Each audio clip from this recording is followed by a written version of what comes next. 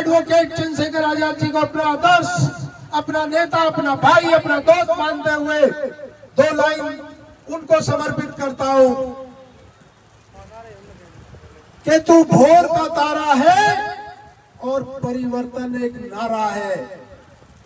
अंधकार कुछ पल का है, फिर सब कुछ तुम्हारा है, फिर सब कुछ तुम्हारा है। आजाद समाज पार्टी और भीम आर्मी के साथियों से कहना चाहता हूं, थोड़ा जोर लगा दो, समय कम है, कुछ को तुम जगा दो, कुछ को मैं जगा दो।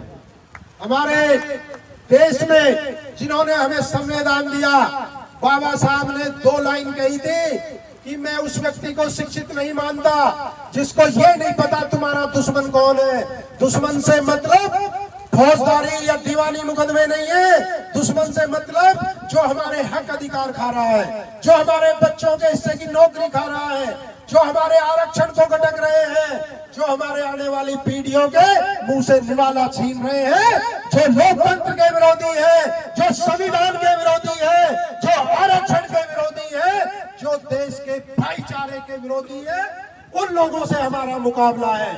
इसलिए हमें बड़ा दिल करके SC ST OBC के भाइयों को, दलित, गुर्जर, जाट, मुस्लिम भाइयों को, सब जातियों को इकट्ठा करके हमें उत्तर प्रदेश के शासन भाई चंद्रशेखर आजाद जी के नेतृत्व में बहुजन राज स्थापित करना है। और इन नकली देशभक्तों को और नकली राष्ट्रभक्तों को जो देश में लड़ाने का काम करते हैं, इनको सत्ता से बेदखल करना है। इसलिए मैं कहना चाहता हूं, माननीय काशीराम साहब ने भी ये बात कही थी कि जब संसदें, विधानसभाएं गूंगी बहरी हो जाए तो सड़कें सुनसान नहीं रहनी चाहिए। भाई चंद्रशेखर आजाद जी ने यह सिद्ध करके दिखाया है पिछले 7 सालों में कि जहां जुल्म ज्यादती हुई है, सड़कों पे उन्होंने गरीब, शोषित और वंचित किसान मजदूरों की आवाज को बुलंद करने का काम किया है। और जब से सांसद बने हैं, कोई मुद्दा ऐसा नहीं बचा हो, कोई वर्ग ऐसा नहीं बचा हो जिसकी आवाज उन्होंने नहीं उठाई हो। और वो बच भी नहीं सकता कोई मुद्दा, क्योंकि एडवोकेट चंद्रशेखर आजाद जी संघर्ष की भट्टी से पैदा हुए हैं।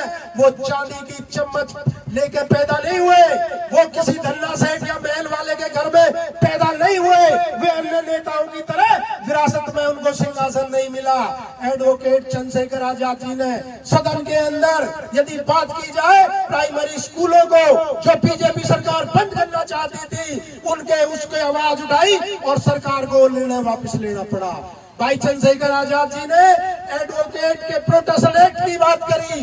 भाई चंद्रशेखर आजाद जी ने पुलिस, जो यूपी पुलिस या दिल्ली पुलिस है, जो 8 घंटे की ड्यूटी होनी चाहिए, मेरा छोटा भाई गौरव पोसवाल यहाँ है, जो पुलिस के भाइयों में परेशानी है, उनके जो वेतन में असंगति है, उसको दूर करने के लिए यदि किसी ने पूरे देश में आवाज उठाई तो भाई चंद्रशेखर आजाद जी है। यदि PSC के भाइयों के लिए, क्योंकि उनको प्रमोशन नहीं मिलता था, यदि उसकी आवाज उठाई तो भाई चंद्रशेखर आजाद जी ने उठाई। यदि एक दवा, एक दाम की नीति की बात उठाई तो भाई चंद्रशेखर आजाद जी ने उठाई। यदि समान शिक्षा, समान चिकित्सा की बात उठाई और सस्ती चिकित्सा और सस्ती शिक्षा की बात उठाई तो भाई चंद्रशेखर आजाद जी ने उठाई। जब तक गरीब मजदूर किसानों का भला नहीं हो सकता, जब गांव में रहकर सिपाही का भी बच्चा और SSB का भी बच्चा एक स्कूल में ना पढ़े, जब तक उस गांव में गरीबों का भला नहीं हो सकता, जब तक एक DM का और एक चपड़ासी का बेटा एक सरकारी अस्पताल में उनका इलाज ना हो, तब तक ये देश तरक्की नहीं कर सकता। और इन बातों को भी हमारे राष्ट्रीय अध्यक्ष जी ने बड़ी प्रमुखता से उन्होंने संसद के अंदर उठाया है। अब मैं बात करता हूं इस पिछड़े सम्मेलन की। पिछड़ा सम्मेलन